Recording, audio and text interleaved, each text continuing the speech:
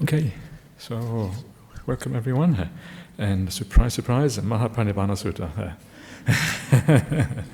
So one of these years, for some of us, one of these lifetimes, we're going to finish the sutta.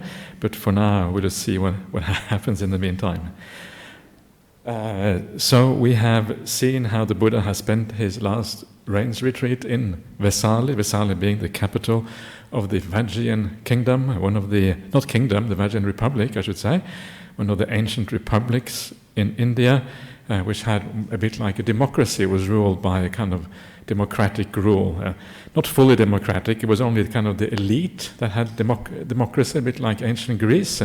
The ordinary people didn't really take part in that democracy. So he has just left there, and this is what happens after he leaves there and he goes to a place called the Bandagama. This is the next little town where the next events happen. And it's interesting, as I think I mentioned this last time, the closer we get to the Buddha's passing away, the more events are kind of packed into each day, as if they kind of are afraid of losing the Buddha, so they kind of add more and more every day. The closer you get to the time, the more information we have about what happened to the Buddha. Some of it is probably historical, because there seems to be no reason why it shouldn't have happened roughly this way. But some of it is clearly also mythological. So the Mahaparinibbana Sutta is like a mixture of myth and history, and then combined, of course, with a lot of teachings, Dhamma material in there at the same time. But a lot of the material is mythological. And we will see this when we come closer to the Buddha's final passing away. The closer we come to the very end, the more kind of miraculous and supernormal events happen. And interesting, of course, as often, those miraculous and supernormal events, they turn out to be a little bit dodgy. And the reason we know that they're dodgy is because they occur only in some versions of this sutta, do not occur in other versions of it. So, for example, you read some of the versions of the other schools of early Buddhism, the Sarvastivadin version, Dharmaguptaka, they may not have that supernormal story, whereas all the other events are exactly the same. So in this way you can kind of filter out what would be considered more historical events and what are more kind of added mythological, legendary events, which are quite likely not literally true, but were more a kind of the Buddhist community trying to elevate the Buddha and lift him up and make him into something special after he passed away, because this sutta was obviously put together after the Buddha passed away, because it includes events that came after his passing away. So now we have come to paragraph 4.4, section 4, paragraph 4, whatever you want to call it.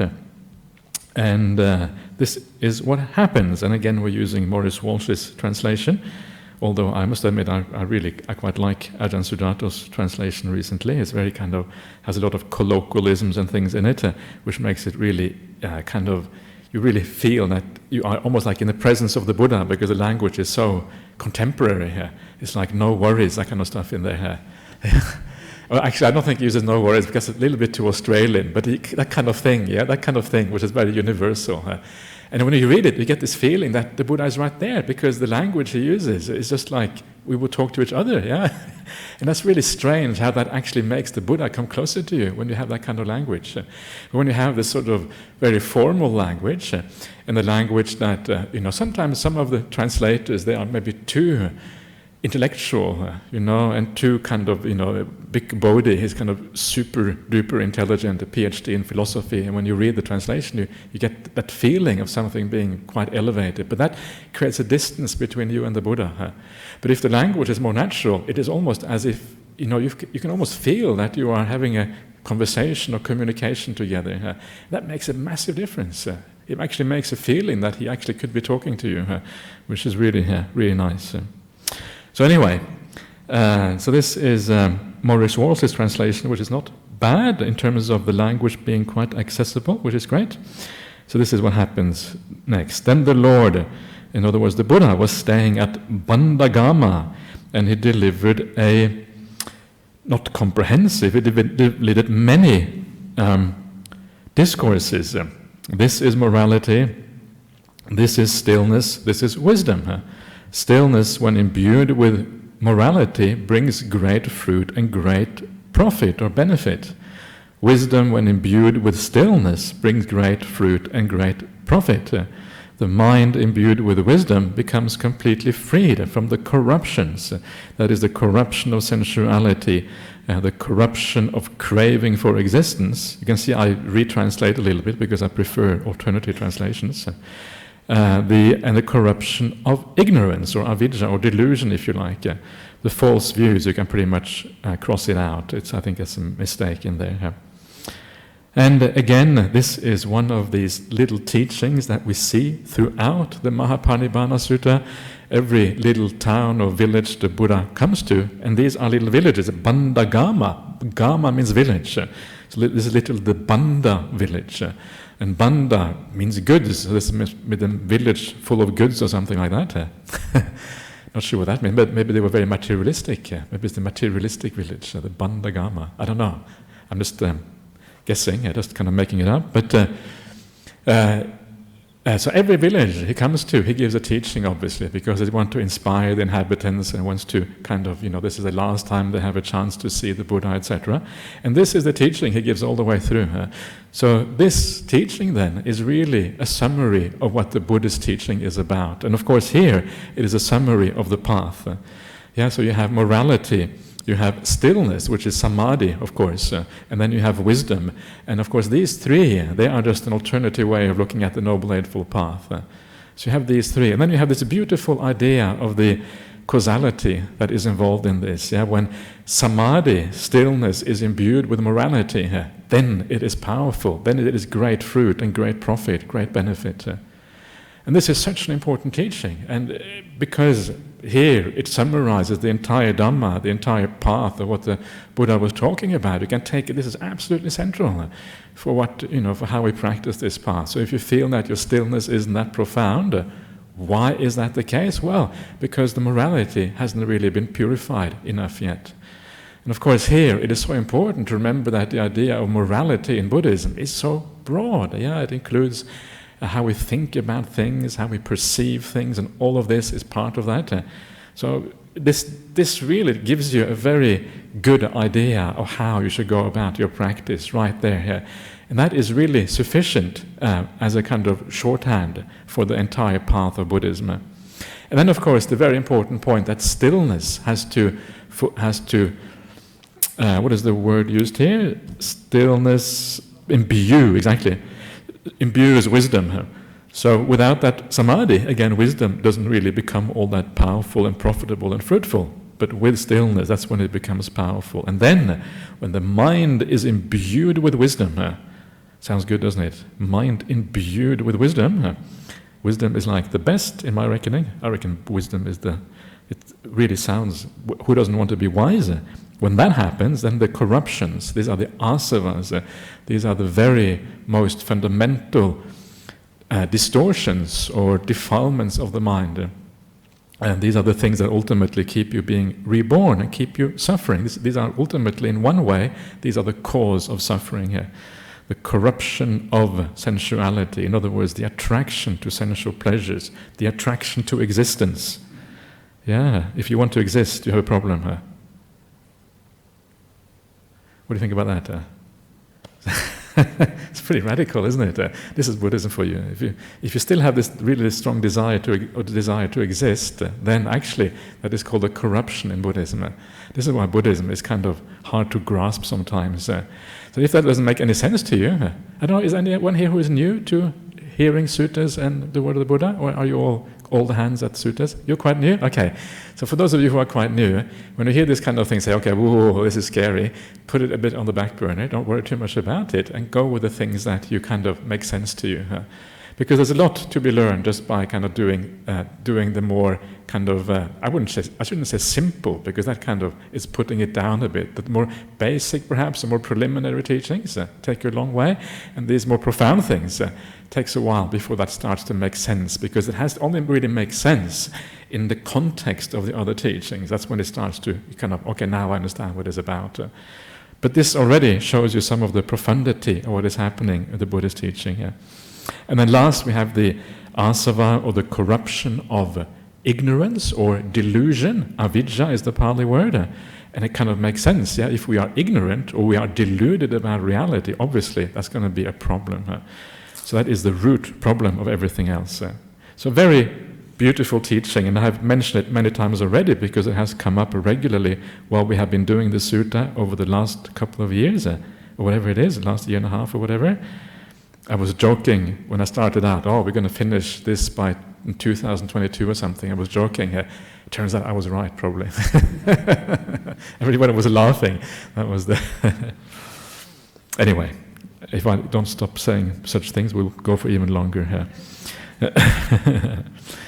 So, then when the Lord had stayed at Bandagama for as long as he wished, he said, Ananda, let us go to Hattigama, to Ambagama, to Jambugama, and giving the same discourse, the same kind of summary of the Dhamma in every place. Then he said, Ananda, let us go to Boganagara. So these are all little villages. You see the Gama at the end means it's a village. And these have all very earthy names. Hattigama is elephant village, Ambagama is mango village, and Jambugama is rose apple village. And Boga Nagara, again, Boga means like possessions. So this is the Nagara is city. This is the city of possessions. So they kind of, I guess, just like modern names, they all have a meaning here to them here.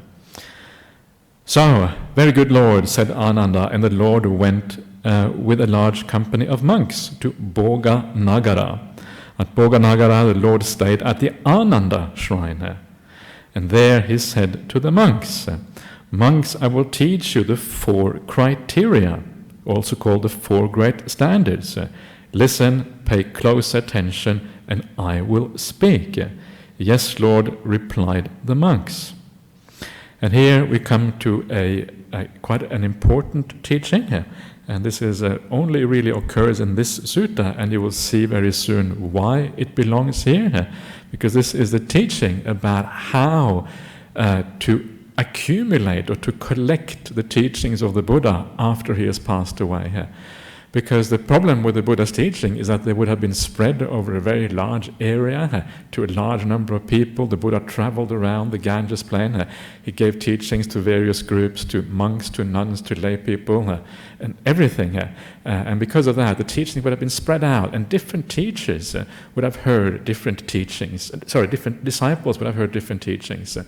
So then, how do we collect all of these teachings together to make a Buddhist canon, if you like, of all the important suttas of the Buddha? And this is what this is about. So it's very interesting, and it's actually very applicable to the present day, how we approach the suttas in the present day as well. This is why it is so interesting here. It's surprising how liberal it was in those days, how kind of free people were to look at the Buddha's teachings as they saw fit. There's a very interesting little anecdote, and this is found in the Vinaya Pitaka, and this is part of what happened after the Buddha had passed away.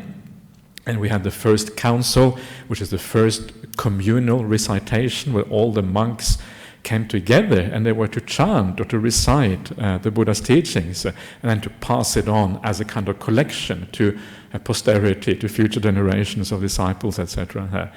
And very interesting, at that council, just after the council is finished, Venerable Ananda, who is here the Buddha's disciple, he then recited all the suttas because he had been present over last 20 years of the Buddha's lifetime hearing suttas, and he had a phenomenal memory according to what we know from the suttas.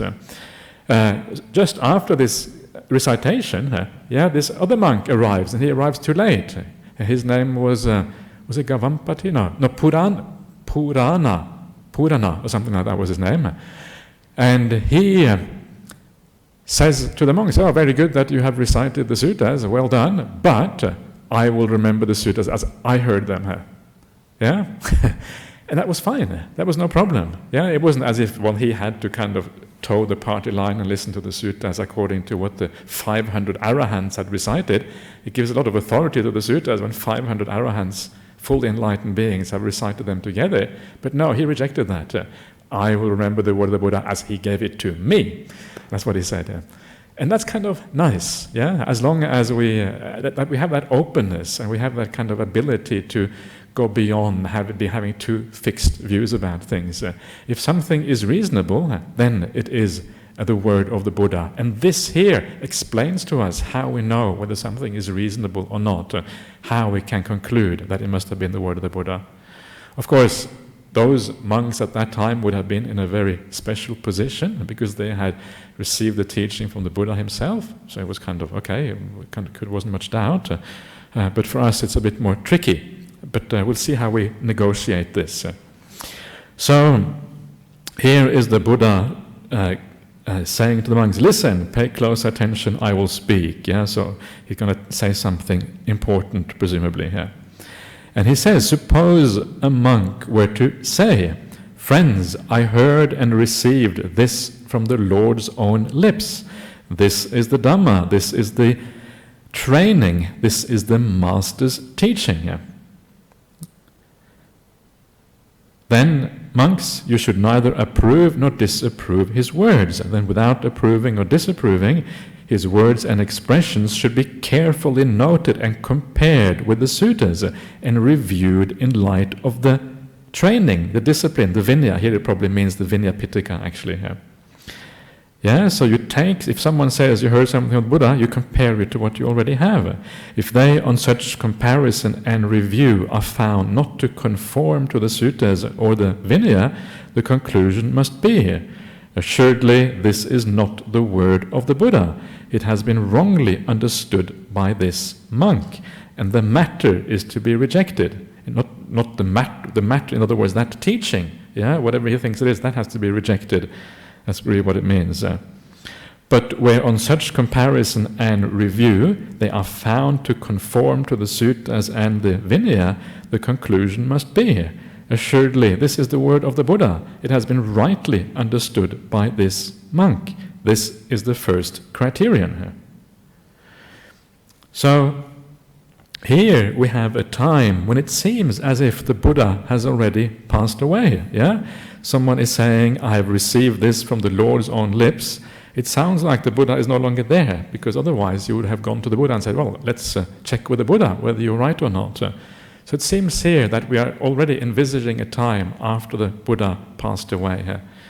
So this is probably the Buddha looking into the future. Or maybe this was something that was, I don't know, possibly maybe it was made up after the Buddha. I doubt it, because it is here put into the mouth of the Buddha, and it is found across all the various recensions. So probably it was spoken by the Buddha himself. So it is already, you're envisaging a time after the Buddha passed away. So what do we do then when all these monks come in and say, oh, I have a teaching, you've got to collect this one, yeah, got to put it together with all the other ones. This is what you do. You compare it to what you already have. So what are those teachings that you already have? And if you think back, I don't know, if those of you who were here before, the Buddha talks earlier on about what his teachings are. In one place he talks about the Four Noble Truths, which are like the container for all the other teachings, which is like the kind of big container.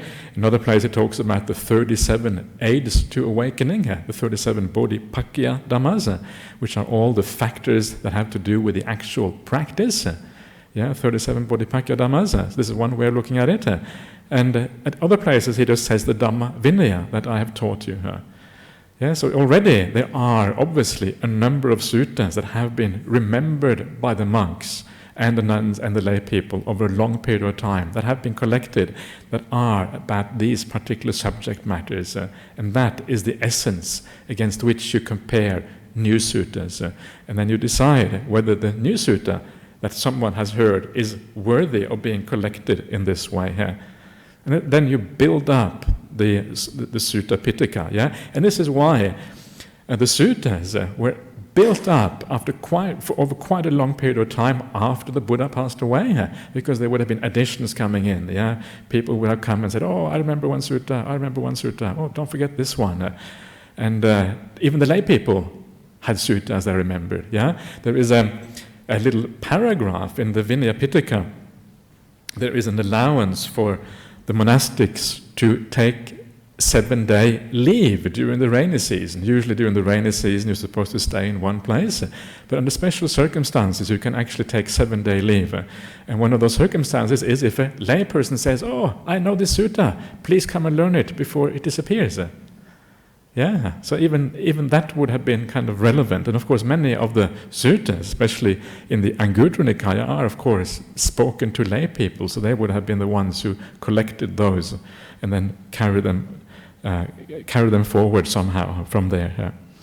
And this teaching is also very useful in the present day, because now we are very much in exactly the same position. Yeah, for example, you may go to the Abhidhamma Pitaka, and and it is said in the commentaries that it was taught by the Buddha. It doesn't actually say that in the Abhidhamma Pitaka itself, but it says in the commentaries. You go to the Mahayana Suttas. The Mahayana Suttas often start out with the Buddha was staying on Mount Vulture Peak. Yeah, the famous place in Rajagaha. He was staying on Mount Vulture Peak with 1,000 or 1 million bodhisattvas. And while he was there, he taught such and such a sutta. So are they sounds like they come from the Buddha, yeah? It sounds like they might be from the mouth of the Buddha, the way they are presented. But is it really the case? This is how you find out.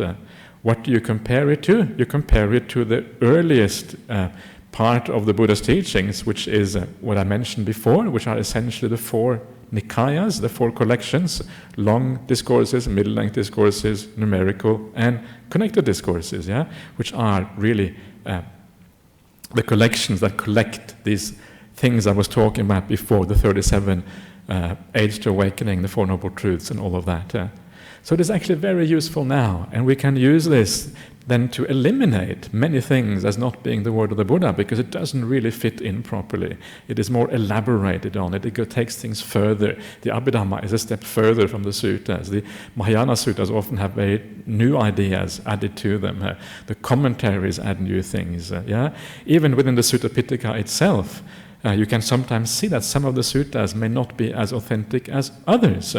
Like, for example, one-off suttas that have a strange theme, or things that suttas that use a different vocabulary from the other suttas, that look more like the Abhidhamma or whatever. And then you can kind of contract it down to what is the essence of these Buddhist teachings. And basically, if you read the long discourse of the Buddha, these are, by the way, this is the long discourses, if you don't know, number 16, the middle-length discourses, the connected discourses, and the numerical discourses, then basically that is roughly where you are, where you find these teachings. So very useful little rule of thumb, and this goes all the way back to the Buddha. So this is what we also need to use in the present day. And of course, not only does it go for scriptures, it also goes for modern teachers, contemporary teachers. Who is telling the truth? Who thinks they're telling the truth, but not actually telling the truth? What about me? Am I just messing around? Am I just, how do you know that this is what I'm saying makes any sense at all? You don't really, especially if you're new, yeah, you haven't got a clue. Maybe I'm just telling you tall stories all the way through. It's possible. You just don't know, yeah? You're starting off, okay, so you have a bit of trust when you come in initially, and it all sounds good and that kind of thing. But in the end, everyone, even when you try your very best to deliver the Dhamma to the best of your ability, you probably have your own delusions, you have your own misunderstandings. And then it's very handy to go back to the gold standard of Buddhism, which is these suttas. Anyway, that is the first criterion. And the next 3 criteria are pretty much exactly the same. It's just that we're talking about different groups of people. Suppose a monk were to say, in such and such a place there is a community with elders and distinguished teachers. I have heard and received this from that community. Then, monks, you should neither approve nor disapprove his words. Then, without approving or disapproving his words and expressions, should be carefully noted and compared with the suttas, and reviewed in light of the Vinaya. If they on such comparison and review are found not to conform to the suttas or the Vinaya, the conclusion must be, assuredly, this is not the word of the Buddha. It has been wrongly understood by this monk, and that teaching should be rejected. But where on such comparison and review they are found to conform to the suttas or the Vinaya, the conclusion must be, assuredly this is the word of the Buddha. It has been rightly understood by this monk. This is the second criterion. Third, suppose a monk were to say, in such and such a place, there are many elders who are learned, bearers of the tradition, who know the Dhamma, the discipline, the code of rules, etc., etc. Exactly the same thing as before. This is the third criterion. 4, suppose a monk were to say, in such and such a place, there is one elder who is learned, the bearer or the master of the tradition, who knows the Dhamma and the discipline and the code of rules. I have heard and received from that elder, but then on such comparison and review they are found not to conform to the suttas or the Vinaya, then the conclusion must be, assuredly this is, they are the word of the Buddha, it conforms it, assuredly this is the word of the Buddha. It has been rightly understood by this monk. So just 4 different groups of people, really the same, exactly the same kind of, the same criterion used throughout, and you compare. In all of these cases, you will notice that the sutta, it comes from someone who is learned. Yeah, these are kind of important words. Learned, the bearer of the tradition. This is like the agama dara, agatagama. Well, I haven't got the Pali here. Something like that. The one who has received the tradition from others. The word agama was that, and then someone who is the master of the Dhamma. This is like the Dhamma Dara, the Vinaya Dara. So these are people who are learned, yeah, ideally, who are also very respected for their practice at the same time. That is when this becomes very much more useful as suttas. So there you are. That is the 4 great criteria, and they are still very much useful even in the present day. So useful to know about. Everyone happy with the 4 criteria? That makes sense to everyone? Yeah? Okay. Please feel free to ask as we go along. So then we can carry on. Then the Lord, while staying at Bhoganagara, delivered again many discourses. This is morality, this is stillness, as before, this is wisdom, etc. Then, when the Lord had stayed at Bhoganagara for as long as he wished, he said to Ananda, "Let us go to Pava." "Very good, Lord," said Ananda, and the Lord went with a large company of monks to Pava, where he stayed in the mango grove of Chunda the smith. Now we are getting very close to the Buddha's passing away. Pava is the little town before Kushinara. Kushinara is the next one that comes after Pava. And Pava and Kushinara, they were the 2 capitals, if you like, very small capitals of the 2 republics, the 2 Malan republics. And Pava, quite interestingly, is the place where the Mahavira is supposed to have passed away. Mahavira, who was one of the early leaders of the Jain ascetics, the Jain sect. And the Jains were usually considered to be a slightly older teaching, an older religion than the Buddhists. And they actually had some leaders that existed before the Buddha. And the Mahavira, or the Niganta Nataputta, as he is known in the suttas, in the Buddhist suttas, he passed away shortly before the Buddha, and he passed away precisely at Pava. That's where he died. And there is a sutta about that, how the Jains, after the Niganta Nataputta passed away, how they were arguing with each other and, kind of splitting from each other, because as you often would expect, when the leader dies in a religion, then you start arguing afterwards, and you get all the subsects and subgroups.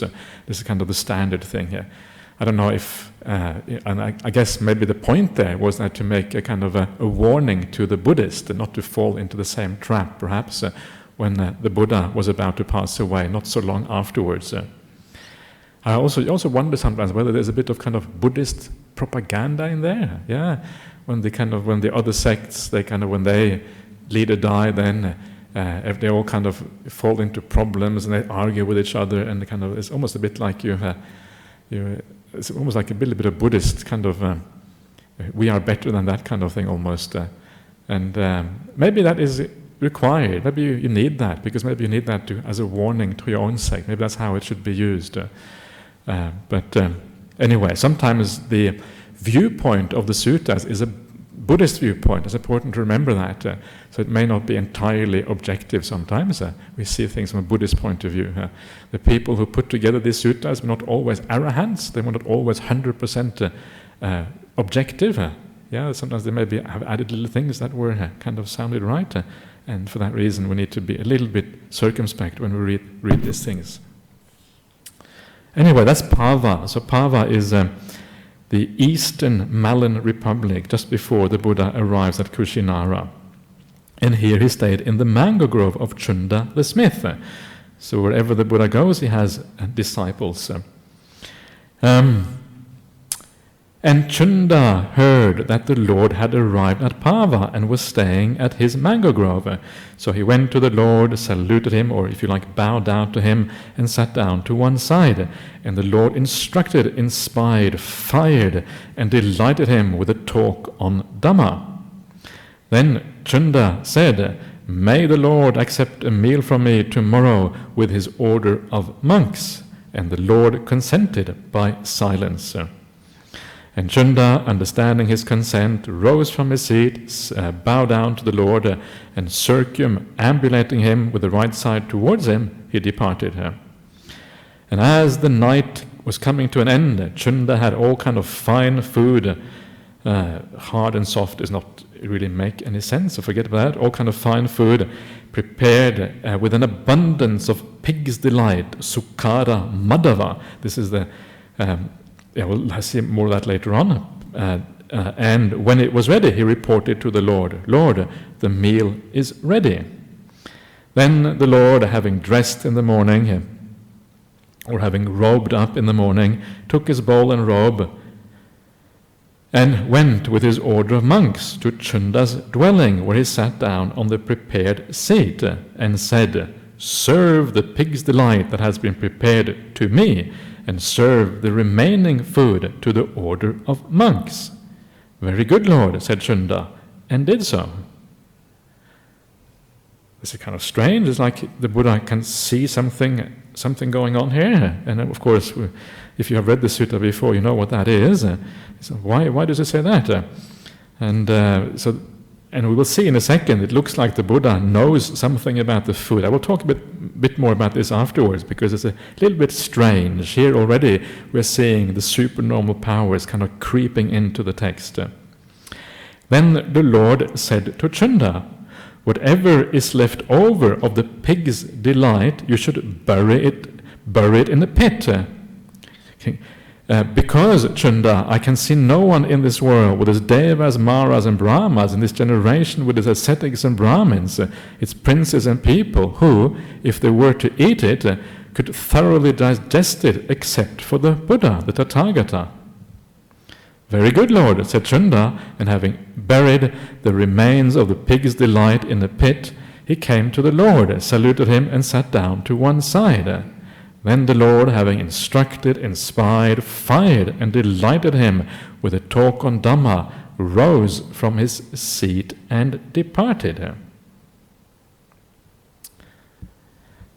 And after having eaten the meal provided by Chunda, the Lord was attacked by a severe sickness with bloody diarrhea and with sharp pains, as if he were about to die. But he endured all this mindfully and clearly aware, without being worried about it, if you like, without being oppressed by it. Then the Lord said to Ananda, "Let us go to Kushinara." "Very good, Lord," said Ananda. So here we have this very famous story of the Buddha's last meal. Yeah, this is the last meal. Now we're seeing kind of the last thing starting to happen, the last meal in the Buddha's career, the last village that he's visiting, the last this, the last that. So we're coming very close to the end. And this is the very famous last meal. And from what you read here, and from what we see also later on here, it looks like this was what actually made the Buddha pass away later on. Obviously, he's getting very ill here. This would have been some very poisonous food. So it looks like this would have killed him. Yeah, except that the problem is that we already know that the Buddha almost died during the rains retreat before, as we saw that earlier on in the same sutta. He already died from old age, almost, and he had to use his energy and had to use his special powers to kind of be able to at least remain a little bit longer. So old age is already a kind of a big contender here for being the cause of death. Then we have the other one where he relinquishes the life faculty when in the presence of Mara, as a second kind of reason for the Buddha to die. Third one is the meal that he's eating here. So what did he die from? Did all of these? One of them? Two? None of them? Something else entirely? It gets very confusing after a while. What actually did the Buddha die from? And to be able to ascertain these kind of things, first of all, it actually does matter a little bit, because it does matter how we relate to the Buddha as a person, how he died. If he died in a supernormal way, whereby he kind of relinquished the life faculty in the presence of Mara, which is all very supernatural, then it's kind of strange, very hard to relate to her.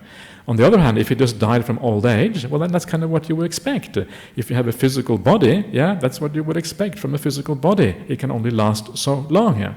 That is kind of a natural explanation. And I have already kind of rejected the explanation of giving up the life faculty in the presence of Mara. We kind of looked at that before, and it was very strange in many ways. And I don't think that is what really happened. I think that is a later explanation that was used because it was felt to be required to make sense of the Buddha's passing away. So what about this one here? And again, the way to find out whether this is maybe true or not, one way to start with that is to look at other versions of this sutta. And I mentioned before there is a Sarvastivadin version, the Sarvastivadin school in Sanskrit, so you can compare with that one. There are a few versions in Chinese, only one translated into English. I can't read Chinese, unfortunately. I wish I could, but I can't. So we have at least three versions, and all of those versions are quite different. In the Sanskrit version, there is no sukhara madhava. The Buddha doesn't get sick. There is no bad food. It just goes to have the last meal there. And then after having the last meal there, then there's something else happens and the Buddha carries on. So that version doesn't even have that. So from that version, it falls back to the idea of just dying from old age. And this, I think, to me, is then my preferred explanation, because here, this is kind of full of various kind of slightly supernormal things. The Buddha knows that the food is bad already. How do you know that? Does he kind of check out every time he eats whether the food is bad? Or even if he could know it, why would he check it out? Is that what he does regularly? Is he paranoid about being killed? It's kind of strange, isn't it, when you think about it? And so to me, all of this, and in another version of the sutta, when the food is put into the pit, into the ground, it hisses, and there's smoke coming out of the food. It would have been really bad. Have you ever seen food that is so bad that it starts to hiss and smoke when you pour it out? Is that possible? Does that usually happen with food? It would be really, really extraordinarily bad. Maybe if there was some nuclear contamination or something. I don't know. But it seems over the top. So in this case, again, I prefer the simplest version, the version that is kind of the most natural one, naturalistic one. That is the one I prefer. And that is the version where Buddha simply is old.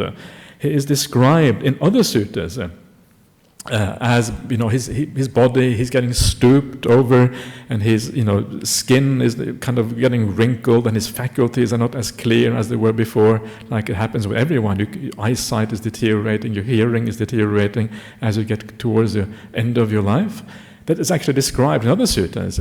And so clearly the Buddha was getting old, just like everyone else. And that seems to be also, to me, the message coming from this particular sutta.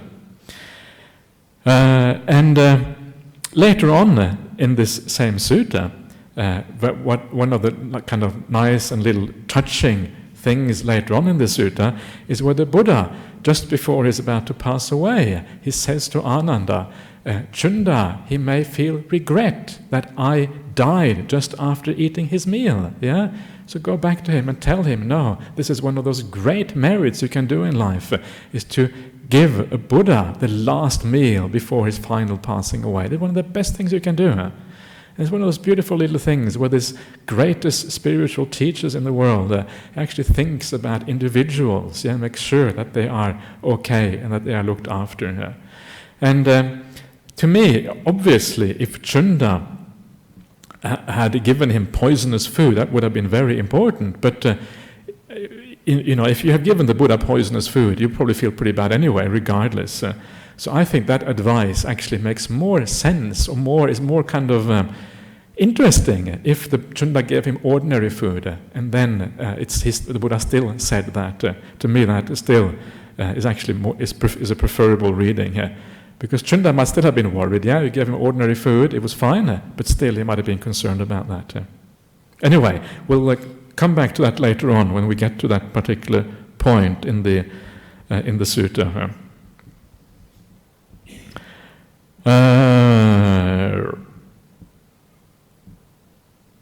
Okay, so he gets sick. Bloody diarrhea, sharp pains, as if he were about to die. And then he says to Ananda, let's go to Kusinara, which is obviously where he is going to pass away. And then we have this little verse, these little verses that you find in the Mahaparinibbana Sutta, which probably were added by later generations of monks. Having eaten Chunda's meal, this I have heard. That sort of confirms the fact that this is a later generations. He suffered a grave illness, painful, deathly or death-like, from eating a meal of pig's delight. Grave illness assailed the teacher. Having purged, the Lord then said, now I'll go to Kusinara town. Then, turning aside from the road, the Lord went to the foot of a tree and said, come, Ananda, fold a robe in four for me. I am tired and want to sit down. Very good, Lord, said Ananda, and did so. The Lord sat down on the prepared seat and said, Ananda, bring me some water. I am thirsty and want to drink. So, just very briefly, so we see the Buddha obviously getting very, very weak towards the end here. So he needs to kind of rest, and maybe the idea of the pig's delight is one way of explaining why the Buddha needed to rest so much. They're always looking for reasons for this, because the Buddha is supposed to be somewhat better than other people, so that's why they're probably looking for these kind of reasons. So he needs to rest, and we see it here, we see it later again, and of course then he needs something to drink, especially if he had been sick. That would have been make a lot of sense. And then Ananda replies, Lord, 500 carts have passed this way. The water is churned up by their wheels and is not good. It is dirty and disturbed. But Lord, the river Kakutta nearby has clean water, pleasant, cool, pure, with beautiful banks, delightful. There the Lord shall drink the water and cool his limbs. A second time the Lord said, Ananda, bring me some water.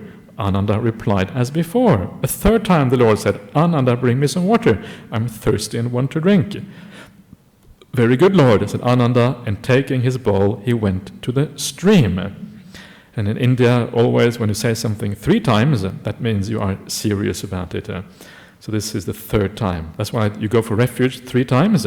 If you only go for refuge once, it means that you're half-hearted, or a third-hearted perhaps. If you do it twice, 2/3-hearted. So here, same thing again, 3 times. And that stream, whose water had been churned up by the wheels and was not good, dirty and disturbed, as Ananda approached it, began to flow pure, bright and unsullied. And the Venerable Ananda thought, wonderful, marvelous are the Tathagatas, the Buddha's great and mighty powers. This water was churned up by the wheels, and at my approach it flows pure, bright, and unsullied. He took water in his bowl, brought it to the Lord, and told him of his thought, saying, "May the Lord drink the water, may the welfare drink." And the Lord drank the water. More miracles. Suddenly the water was pure. So, is this actually what happened? And how? There is no evidence anywhere in the suttas of these kind of things even being possible. If the water is dirty, is it possible to clear it up like that? It is not kind of part of the typical, powers of a Buddha described anywhere else. Maybe it is possible. I don't know. I don't know if it's possible. But even if it is possible, these things are not the sort of things that the Buddha is described as doing really anywhere. He's not really described as performing these kind of supernormal powers and things anywhere in the suttas.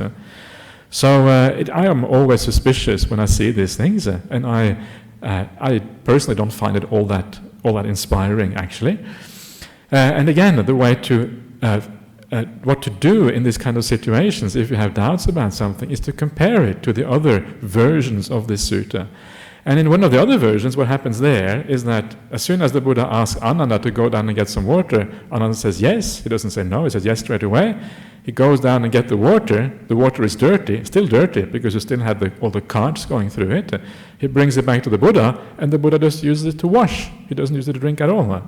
And then later on, when it gets to the Kakutta river, like Ananda says here, then that is where they drink, because that's where the water is clean. So again, it is kind of useful to look at these differences, and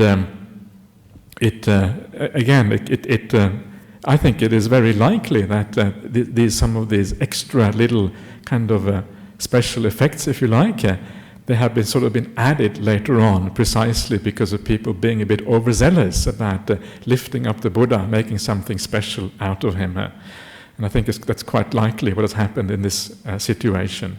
A lot of the other things that are here is actually exactly the same. A lot of the story, actually the story also does change a little bit. It has different sequences and things, but a lot of the little details are the same throughout.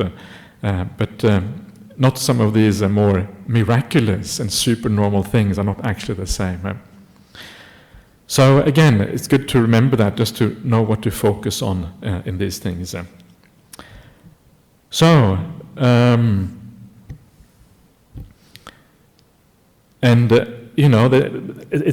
kind of strange. You wonder why it is even there, that little passage, apart from the fact that it's supposed to show some kind of special power. It's a little bit doesn't seem all that to add very much information. There was some water there, and they drank, and then they kind of carried on.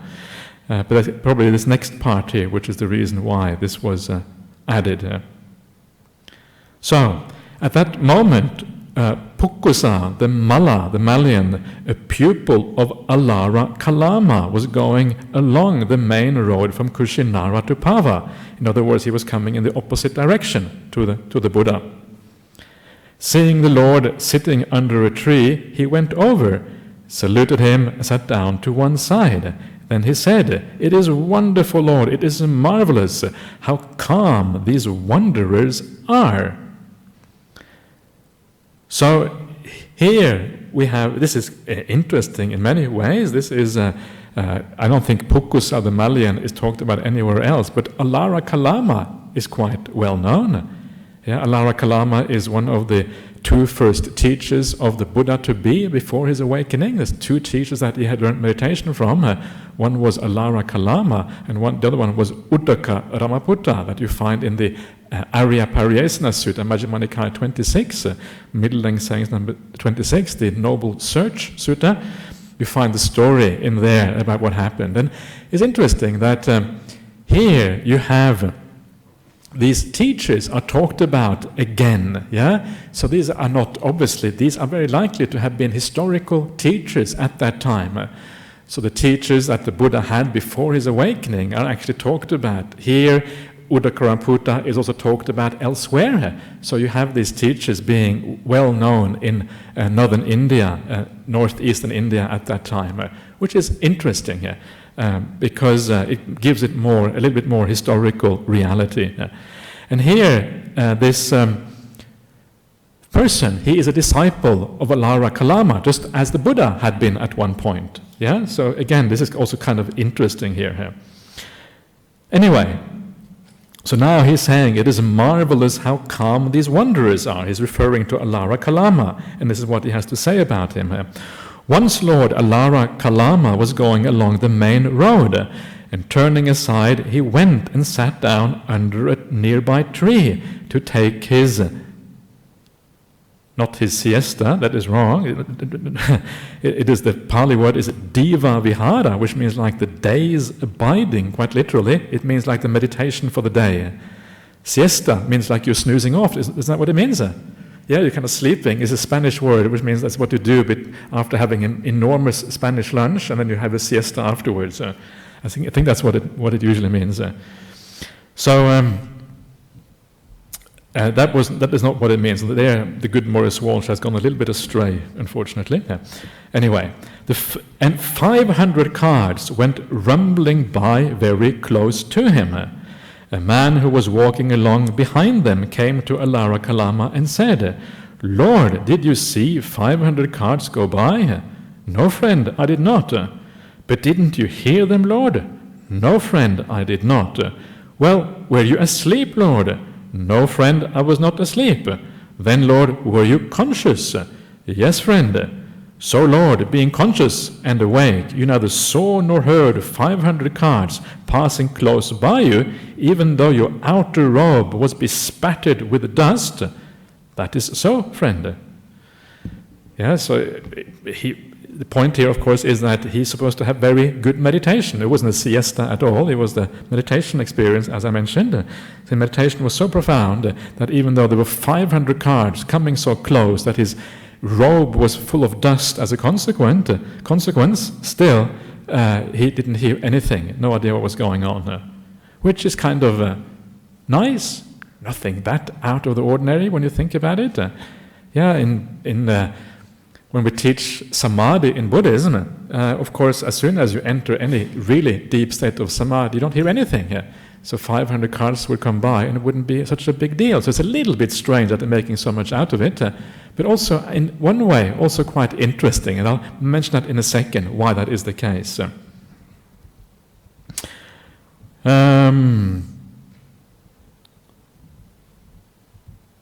And that man thought, "It is wonderful, it is marvelous, these wanderers are so calm, that though conscious and awake, a man neither saw nor heard 500 carts passing close by."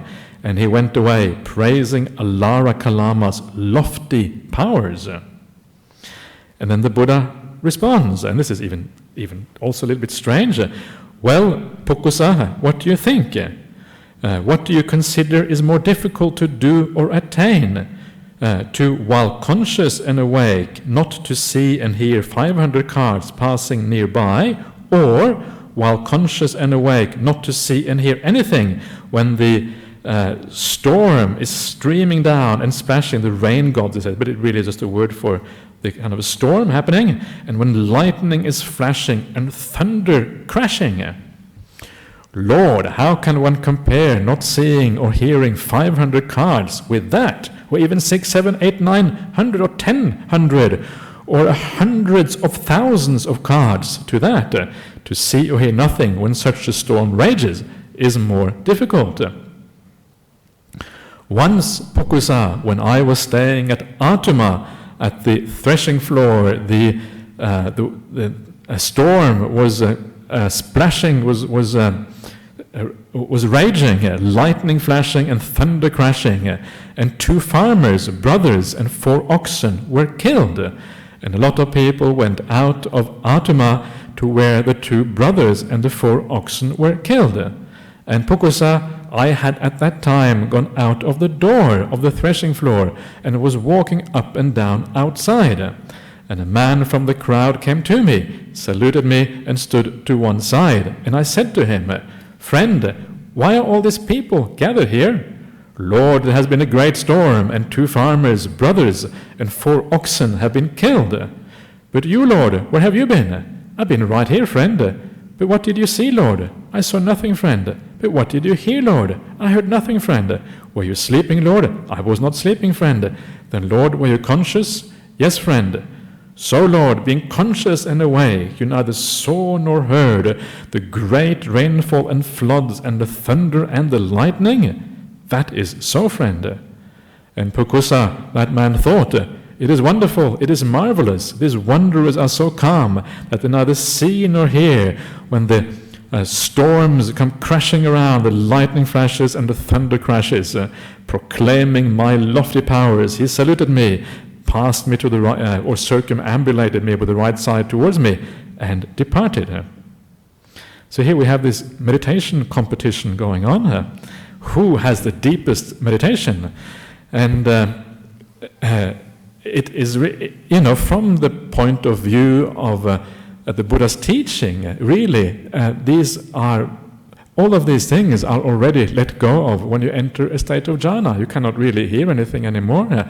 The deeper that jhana state is, the less chances there is that you will be able to hear anything. First jhana, maybe. Second jhana, no chance. From the Buddhist point of view, the Buddha's point of view, there's nothing really astonishing about this at all. So it is more like just a way of speaking to lay people who don't understand meditation fully what profound meditation is about. That is how I think you need to read this. And of course, the problem is that when you read the Mahaparinibbana Sutta, Majjhima Nikaya 26, the Buddha to be, he was the disciple of Alara Kalama at that time, and they both had meditation to the same level. So I think this here may be kind of setting the record straight a little bit, because in that sutta, the Buddha doesn't really go any further than Alara Kalama, but here we kind of set the record straight and to make clear that the Buddha actually did have deeper meditation than Alara Kalama. Perhaps that is what it is about. I don't know. It is just a supposition. There must be a reason why it is in there. And maybe there were some people who were having doubts or whatever, and then this is a result of that doubt, perhaps, by later editors of the sutta. But the other thing that is sort of interesting with this is that in the Mahaparinibbana Sutta, the Noble Search, Majjhima Nikaya 26, when the Buddha to be, he is taught by Alara Kalama and Udakaramaputa, it says in there that he attains the state of nothingness under Alara Kalama. And there's a lot of discussion what that state of nothingness actually means, because later in Buddhism, that state of nothingness is one of the most profound states of meditation you can have. It is the third of the arupa, or the formless attainments. Very, very profound. And the question then is, did Alara Kalama have such profound meditation, or did he not? And this is an interesting question, because as we, those of you who know the sutta as well, you will know that later on the Buddha reflects back on the time when he was a child, when he had his meditation experience. It does not reflect at the time when he was under these teachers. So is it possible that nothingness could have meant something less than the immaterial attainments, the very profound meditation? And this here, perhaps, I'm just saying perhaps, points to the idea that Alara Kalama did not have those incredibly profound meditation experiences, and that the idea of nothingness in that sutta actually may refer to a more shallow kind of meditation, whereby you don't hear 500 cards. I guess that's a kind of a nothingness, if you don't hear 500 cards, kind of a useful kind of nothingness. So nothingness may have had a slightly different meaning. There was still very empty, but maybe not quite as empty as the Buddha's later classification of states of samadhi, if you wish. Just a hypothesis. It's impossible to really prove these things, but it's kind of interesting to read the various suttas in terms of each other, and you start to kind of untangle some of these slightly uncertain things that we are always being discussed, and nobody's really sure what is going on, and we can untangle perhaps some of those loose ends in the suttas. untangle a loose end. Well, I don't know if that's kind of the right metaphor, but whatever. There's something here. You're supposed to tie up the loose ends. But anyway, so that is what that is about, I think, and the reason why that is in there. Again, slightly strange. Yeah, this is the thing when we come to suttas that are more legendary in content, a little bit hagiographical, being like a biography of a saint. It all becomes a little bit supernatural as a consequence, and strange sometimes. So then it goes on. At this, Pukkusa the Malla said, "Lord, I reject the lofty powers of Alara Kalama, as if they were blown away by a mighty wind, or carried off by the swift stream or river. Excellent, Lord, excellent. It is as if someone were to set up what had been knocked down, or to point out the way to one that had got lost, or to bring an oil lamp into a dark place, so that those with eyes could see what was there. Just so the Blessed Lord has expounded the Dhamma in various ways, and I, Lord, go for refuge to the Blessed Lord, to the Dhamma, and to the Sangha. May the Blessed Lord accept me from this day forth as a lay follower, as long as life shall last." So, interesting how you kind of change your allegiance very quickly. Yeah, you hear a story and then you think, yeah, that's much better, and you kind of become a Buddhist as a consequence. I think today people need a bit more persuasion than that usually to become Buddhists. But I think India has always been a very religious or spiritual society, where people always had a kind of spiritual gurus and things already. They weren't just a bunch of atheists like people are today. And so it was kind of probably easier to kind of change your allegiance from one to another one. Yeah, when you heard something, it was kind of probably more natural. But these days, people have been Buddhist for 20 years. And then you ask them, "Are you Buddhist?" "Oh no, I'm not really a Buddhist." They kind of been. They have read all the suttas. They've been on 1,000 meditation retreats. They have keep the 5 precepts. But are you a Buddhist? "Oh no, I'm not a Buddhist." It's as if they're a little bit afraid of labels, that sort of thing. So it's a very different culture you can see from that.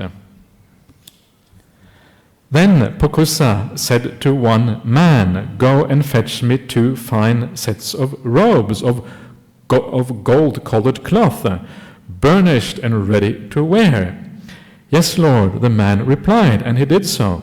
And Pukkusa offered the robes to the Lord, saying, "Here, Lord, are 2 fine sets of robes of cloth, of gold-colored cloth." Or maybe cloth of gold, not sure whether that means gold spun into it or just gold-colored. "May the Blessed Lord be graciously pleased to accept them."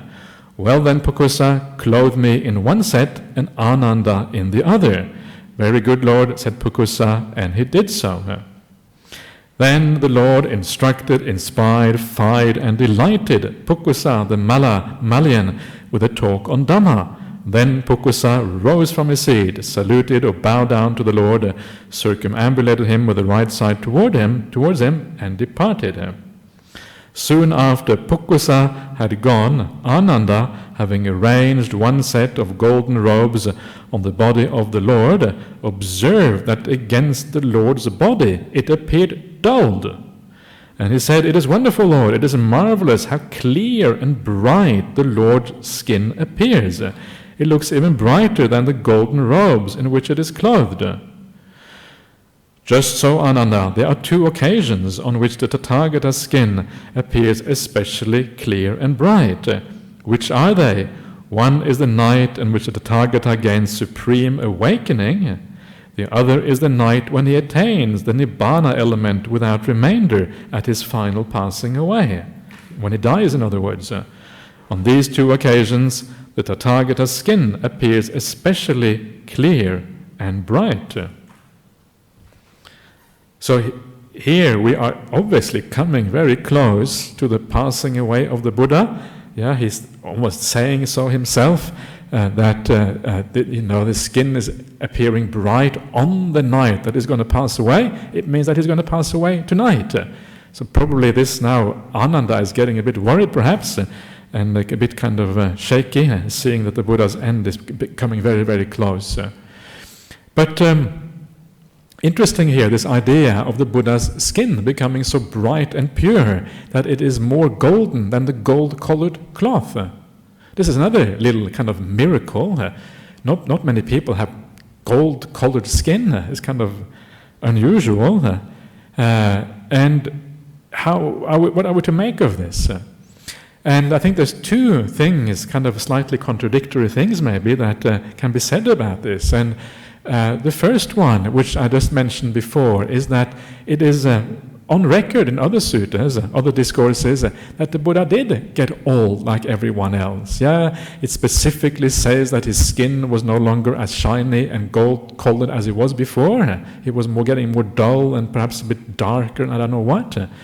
So already his natural, kind of bright skin was kind of already deteriorating. That is specifically said in other suttas as he was getting very old towards the end of his life, directly contradicting this, in almost an exact opposition. And again, we need to remember that the Mahaparinibbana Sutta is more a eulogy, more a hagiography, more a legend and myth than often it is history. And I think I would rather read some of these other suttas where the Buddha talks about his own body and says, well, that's what you can expect. That's what it says in the other one. That's what you can expect. You're getting older. This is what happens when you get older. It happens to everyone. There's no exception. Just because you are the Buddha, still have a human body, still happens to us. To him, rather. And all of these things help us, in my opinion, to relate to the Buddha as a human being. Always the danger with hagiography, and I think this is such an important point to make. All the danger with too much hagiography, it creates too much distance between us and the Buddha, and then his message is less urgent, less immediate, less feeling of being a disciple of the Buddha, because he feels slightly alien the more of these kind of things that you actually have about him. So I prefer that idea, that the Buddha is aging just like everyone else, and I take that to be the main message of the suttas.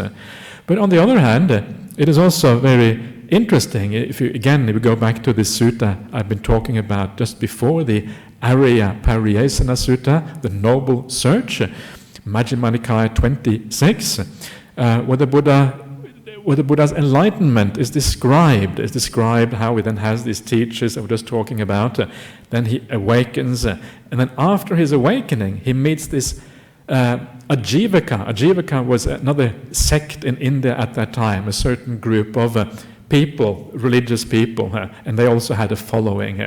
And this Ajivaka, his name was Upaka, and Upaka, he's the first person to see the Buddha after the Buddha's awakening. Yeah, some people say it's Balika and Tapussa, which is found in the Vinaya Pitaka. The Sutta says it's Upaka, so it's a little bit contradictory perhaps. Anyway, so Upaka sees the Buddha. Wow, gee, your faculties are so pure, your skin is so bright. What happened to you? Yeah, what's going on? You kind of look slightly otherworldly. Are you for real? You look real. And so he looks at the Buddha. And so what we are seeing here is that just after your awakening, you have a purity about yourself that is really astonishing. It's almost tangible. When people see you, it's like, whoa, yeah, look at this person. There's something very peaceful, very calm. Your eyes, your hearing, your faculty, everything are incredibly clear. And your skin also becomes clarified at the same time. Yeah, and it kind of makes sense, that because we know that the mind has a certain effect on the body, we know that that is basically true, and the clarification of the skin also, to my mind, it actually makes sense that should be the case, because there is some effect of the mind on the body. So that is what we have at the time of awakening. So it seems to me that that would also have been a little bit of an effect at the time of the Buddha's passing away as well, because now he was coming to the end of his life. Finally, he was going to lay down the burden once and for all, and he was probably looking forward to that. Yeah, one of the few people in the world who's looking forward to their own death. Because finally, yay, I'm going to die. Whoa, so happy here. Out of here, end of all suffering here. That's kind of how the Buddha sees things. And it's very upside down compared to how most people see these things. So it is possible. At the same time, he didn't really have any special meditation attainments at this stage. He was more traveling and he was more sick, so he wouldn't have had perhaps the same boost as he had at his awakening experience, but maybe there was a little bit of that. So these are kind of I'm just pointing out two slightly countervailing factors that may have had an effect on the Buddha's physical appearance.